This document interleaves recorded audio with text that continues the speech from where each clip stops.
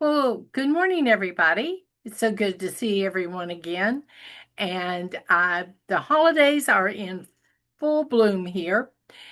And soon enough, our favorite giver of gifts will be approaching and delighting so many with so many wonderful treasures that represent great caring. And this is just a little thought I was having.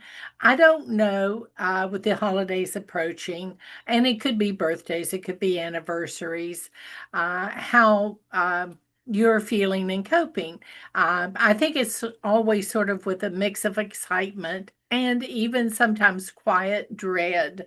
I often worry about whether I'm going to find the perfect gift for whomever I am giving, whether the recipient will like it or if I'm just ending up wasting money on something generic that really has no significant meaning. I have found that a way to eliminate the stress that usually accompanies searching for the appropriate gift is by embracing uh, the principle that thoughtful giving really isn't about shopping. It's about connecting with the person to whom I wish to give the gift. My ultimate goal is of selecting a gift is not to buy an object, but to communicate. I see you, I hear you, and I value you. That's what I really would like my gift to whomsoever I am giving it to reflect. Uh, for way too long, I treated gift giving as a chore, a task on a checklist that required me to trade money for a present. My focus was on an object of some kind. I always ask myself questions like, is this popular? What color should it be? What size should it be?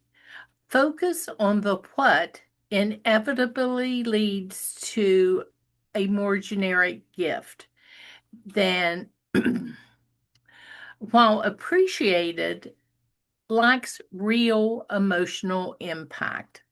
Not too long ago, I changed that script and moved away from the shopping list mentality and adopted a thoughtful gifting mindset, which centers on deep listening and observation.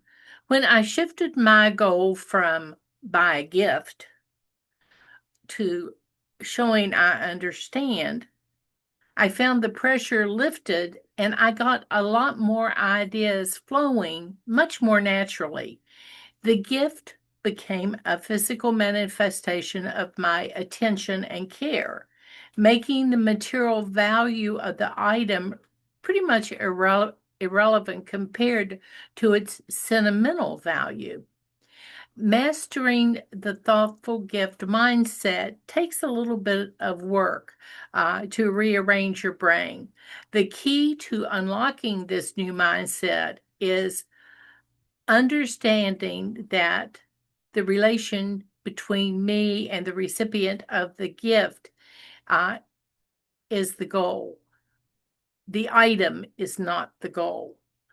Uh, you're given a piece of you are giving a piece of context rather than some commodity.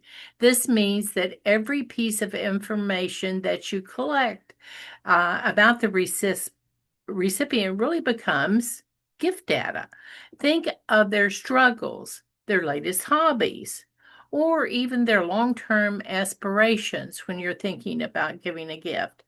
Um, as an example, I noticed that my niece had begun to birdwatch during uh, her large paper route, but was struggling with the mechanics of capturing the fleeting moments safely. Another bird book wasn't going to help her that much.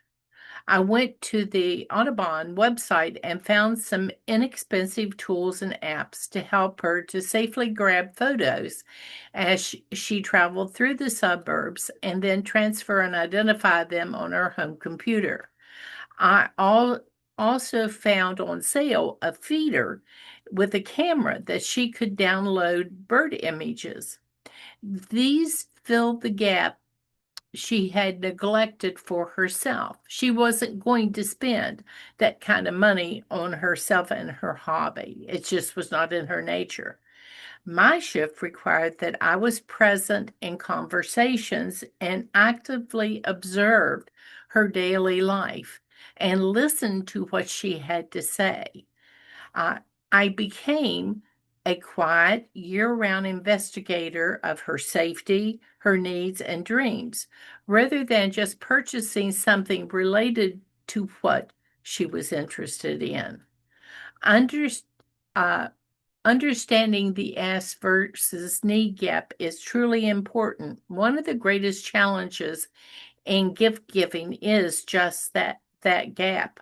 Most people, when asked what they want for a gift, provide a predictable, safe, and often inexpensive answer that they could easily buy for themselves. They ask for a new notebook, a book, a generic gift card, or even nothing at all. I don't need anything, don't worry about me. They rarely ask for what they truly would enjoy or need, uh, or what would absolutely delight them, either because they feel guilty about asking for something or they don't even realize how much they want something until it's presented to them. So, my job as the giver is to identify some unmet need they may have. It could be even a thing they complain about, uh, a luxury they forgo, or time they don't have. This is why I focus on listening so closely and just not asking questions. Rarely uh, do people give you those types of answers, and you miss the opportunity to give a truly impactful gift. I had to reset my mindset, and the challenge is to make myself out uh, into a person that listens as opposed to a person that's going to go shopping. One thing I will tell you right now, since time is precious here, last minute shopping is really not a good place to start with this change of mindset. But I know that some of us have last minute gifts that still must be made, purchased, and are struggling to know exactly what we're going to do about it without getting into panic mode and just grabbing something off the shelf to mark it off the list as we go by. So, what did I ask you to do if you have a person or two that you still need to gift? Write down the name of those people, and within the next few days, uh, start observing uh, their lives and don't look at objects. I bet the observations will be a fertile ground to come up with some pretty significantly brilliant gift ideas very quickly. For example, I have a friend that's overwhelmed right now managing her kids' activities and schedules, and that helps guide me in something I could do to help her. I also have a friend that has things on the to-do list that he just simply has not had time to get around to, particularly in his garage. It's a total mess, and he can't find his tools. It's in such disarray. Well, these trigger to me opportunities that I can observe and then turn that observation into some type of action. I'm just not assuming a stressful role of a last minute shopper. I've actually observed something my friend might find useful that, in fact, can guide me to make a good selection. I call this my listener's toolkit. And I think the biggest mistake we as givers make is waiting until right before the event to start thinking about it. Thoughtful gifting is more possible if you're maintaining sort of a low level continuous awareness of the other person's life. Um, you sort of create a permanent internal radar of their unmet needs and the things that really make them happy. If you wait until you need a gift, I find you are forced to rely on some pretty generic last minute ideas. If you listen through time, you can purchase the perfect gift anytime throughout the year when the inspiration strikes, and then have it on hand to present when the opportunity arises. There are four areas that I sort of look at when I'm sort of storing data for potential gifts. The first one is needs. This is the most practical and sometimes the most overlooked area of information. Uh, what is the giftee actively complaining about or expressing minor frustration over? People often ignore small inefficiency or discomforts until they become major pains. You're looking for minor inconveniences they choose to endure but never addressed. Something like, I wish I had a better cutting board that doesn't slide around all over the counter when I try to use it. No, they're probably not going to buy that for themselves. It's an irritation, but would they like to have a better one? Absolutely. A thoughtful gift here provides relief, comfort, and solves an immediate problem, making their daily lives just a little bit easier. Uh, Another area that I look at is what that particular person's passions are, what brings them joy, and what they talk about it enthusiastically. Um, the key is to upgrade or expand their joy. Uh, if they took up working, they might have basic tools, but like a high quality sander that they're not going to buy for themselves. If they love coffee, they might have a standard brewer, but secretly, uh, they like to have a high end coffee grinder. Just little things like that as they're talking throughout the year, and you can just jot it down for a future opportunity to show them that you care about them. Identity, this refers to core values that define their life right now.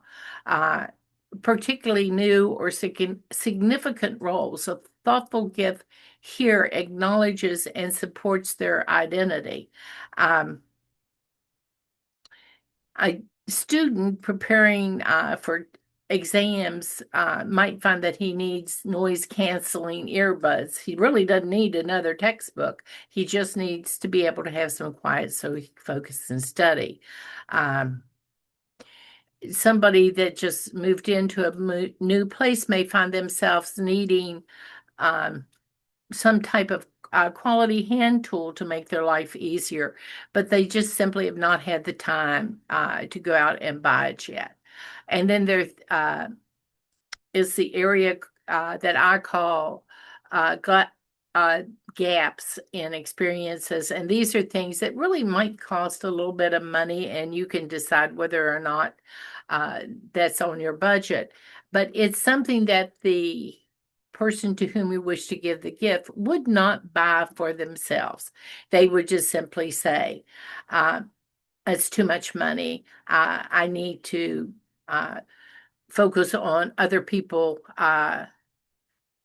and their needs more than I do myself. And I just even won't go there. I won't look at that as something possible. And it doesn't need to exactly be truly, truly expensive. Maybe a girlfriend of yours would like to try a new skincare product but doesn't want to spend the money for it. Well, that would be a real luxury that she would really appreciate. Uh, that you could get for her for the one-time try. Uh, it's where you're sort of saying, you deserve this comfort and luxury, and I'm going to give it to you. Uh, I have a test that I use, and this might be something that you would want to think about. It's called the Clearly Relates test to check if your gift idea is truly thoughtful. Try this.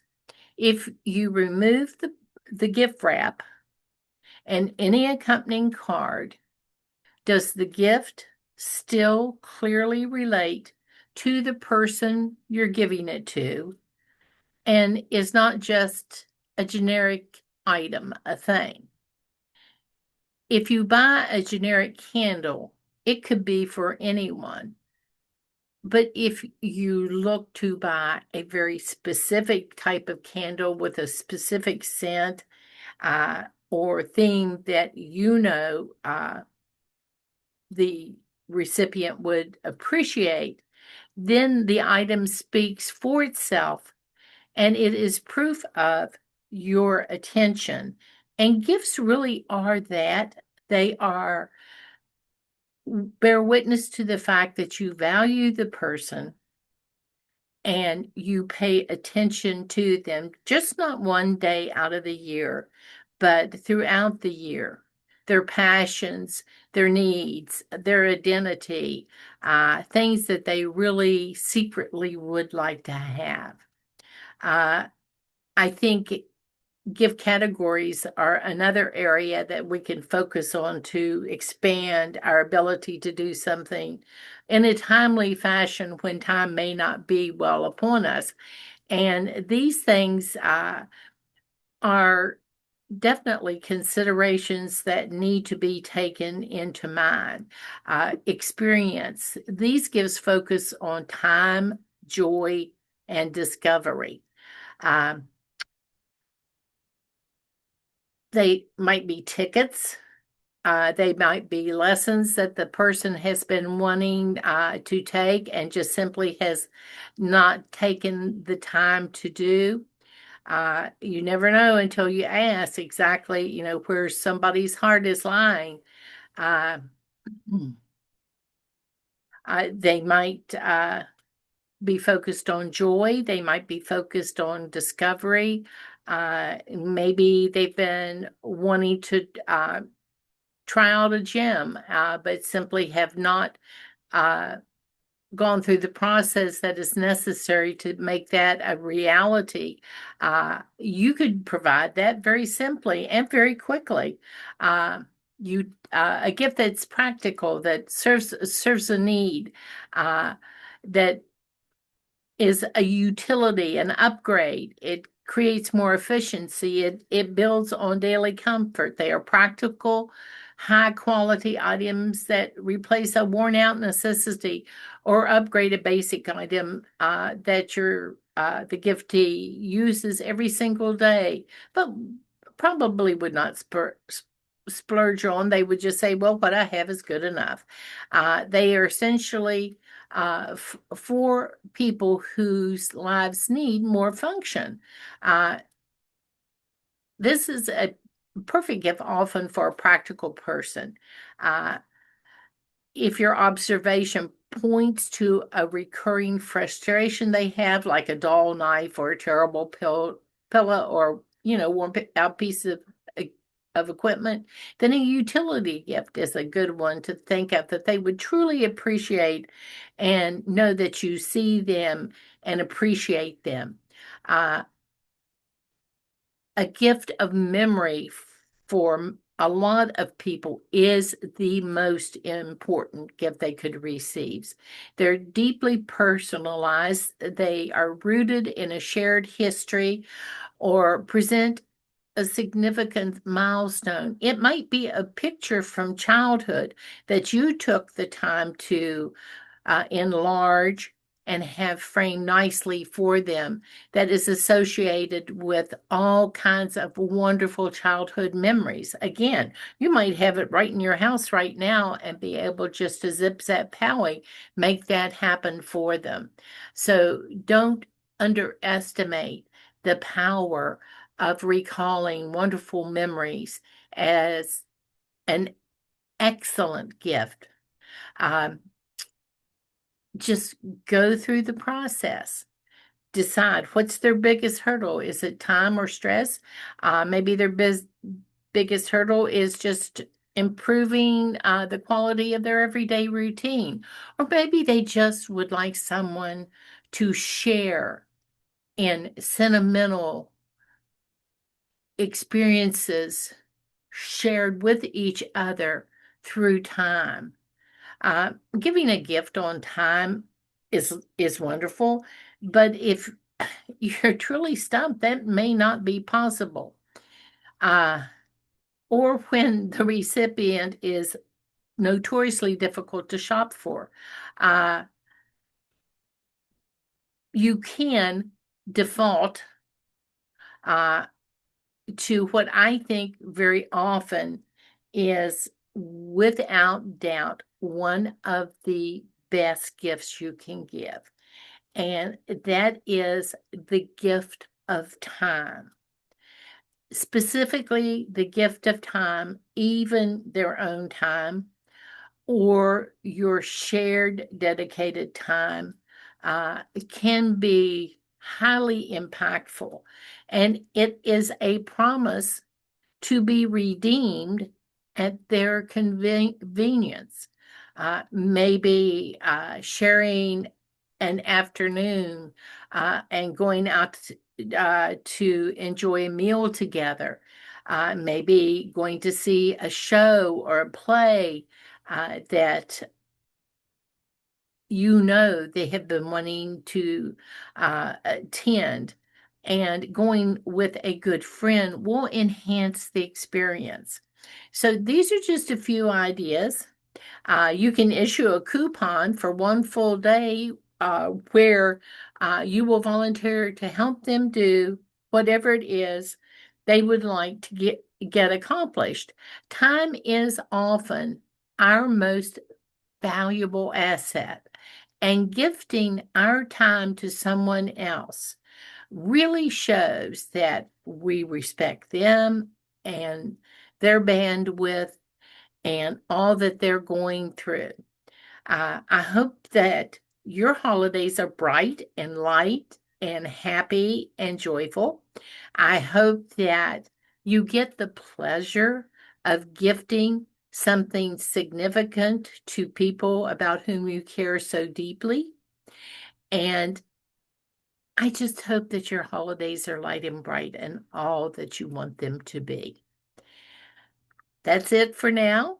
I will be checking in with you one more time before the beginning of the new year. And I'm so delighted to be here with you at least once a week and talk with each other. Until then, I'll just tell you happy holidays and see you next time. Bye for now.